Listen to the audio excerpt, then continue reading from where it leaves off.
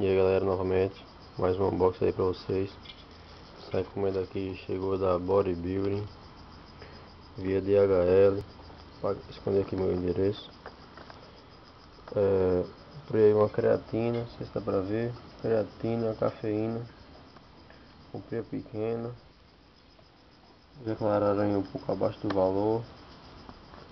Essa encomenda aí foi postada dia 8/9. Chegou hoje, dia 5/10, pouco mais de 20 dias. Pode ver aí, ó, tá fechada, fechadinha a caixa.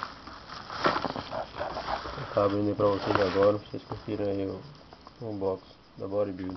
Deixa eu colocar a câmera aqui pra abrir.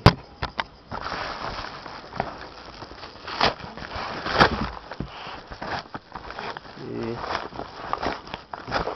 não paguei nada de taxa. Tá aqui, ó, cafeína, bonitinha.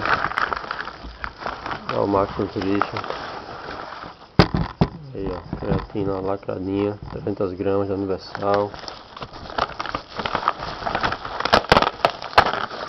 Papel aí, ó, como sempre vem nas embalagens.